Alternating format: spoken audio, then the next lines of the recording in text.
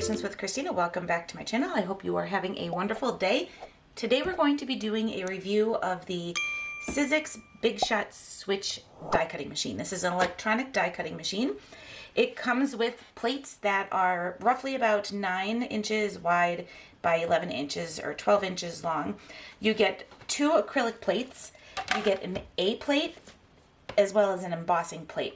It does say that if you're going to be doing intricate dies, you would definitely want to get yourself the chrome precision plate. I decided to get this machine because, first of all, I heard that it was much quieter than the Gemini Junior, and I like the fact that it's a larger size plate, so I could do larger size projects or put more dies on here and die cut them at once. The machine, like I said, comes with the different plates. We have our front door that just opens here. We have our power button and a reverse button.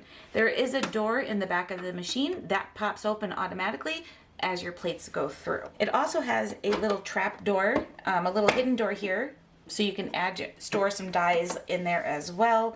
I probably would use it to store maybe one of my paper pickers, like if I need to poke out some areas, one of those little brushes that you can get all the intricate pieces of a die cut out with.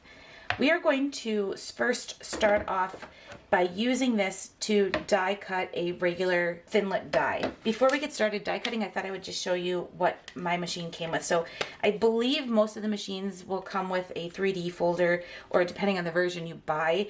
This is a 3D heart embossing folder, and then it also came with a bunch of dies. So we have a set of thinlit dies. We have another little set of pretty floral dies, as well as an intricate die and a coordinating frame that we can die cut at one time if we wanted to. I'm going to do the intricate frame last because you do need the precision plate for that one, or the metal plate. But I thought for the first one what we would do is just do a regular die cut. So I'm going to use the platform, the embossing platform, the A platform. I'm going to take this pretty piece of purple cardstock along with that rectangle frame that came with the intricate die. We're just going to set that on there. So I have my embossing plate, which is the thicker plate, my A plate, acrylic plate, cardstock, die facing down, and then my other acrylic plate. And I am not going to let this go through my machine all the way because I do have my wall back here. So I'm going to hit the reverse button as soon as it gets through the machine. And you can hear I'm pretty impressed with how quiet it is, minus the little cracking sound when it does a die.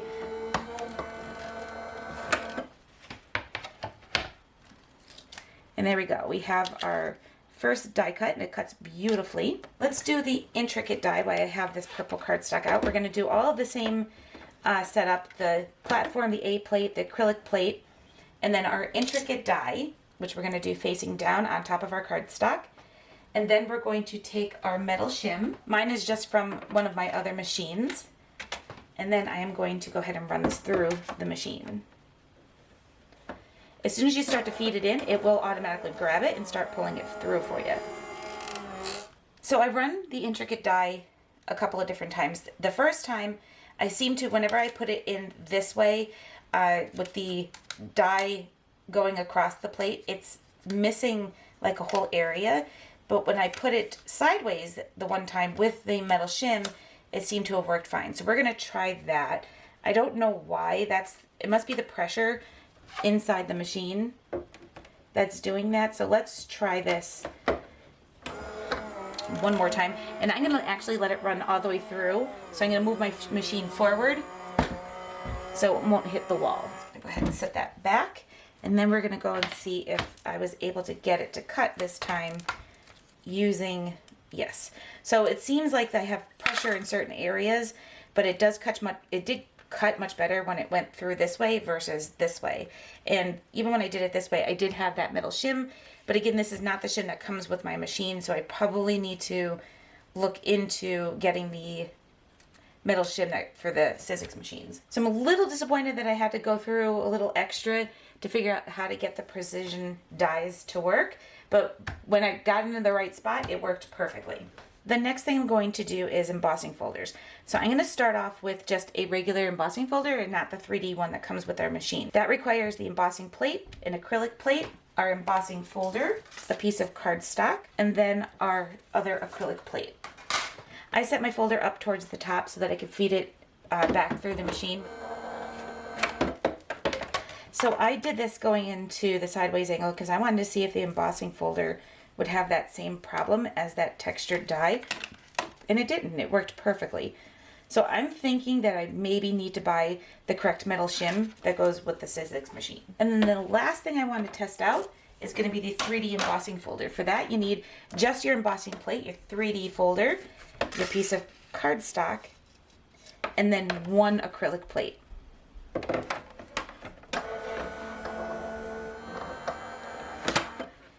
And there we go. I love the texture of 3D embossing folders. Is that not gorgeous? Bigger platforms just seem like they're too much. These are definitely going to be great for if you're doing a bigger project and need multiple dies. That's going to be wonderful. But the nice thing is you can, if you don't have a Big Shot, you can buy the smaller platform, the Big Shot smaller platform dies. This is the magnetic along with the acrylic plates. Now I had one of these, but mine broke, so I ended up getting rid of the platforms. And now I kind of wish I kept them because it turns out I could have been using them for, or could have used them for this machine. So what I like about this is I can run this through this way or this way. If you put it in this way, I'm not sure it does. So I was wondering if the sensor would notice that it was there, and it does. But you can also, it will fit to run through this way as well. And that is a nice bonus that we can use our platforms from our regular Big Shot machine in this machine as well. And one of the things I wanted to do was just compare the sound or how loud each of the machines are. So we're going to do the Big Shot switch first. And I am going to just use my regular plates. I'm not going to run any other dies or anything through it. And I do have my phone with my decibel reader going just to compare the two. So I'm just going to set this so it's in between both of the machines. So no matter which machine I'm running, it's going to get both sides.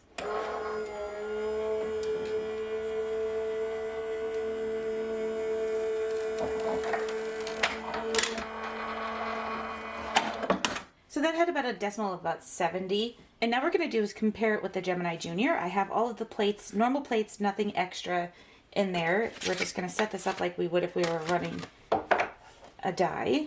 And let's see how loud this one is.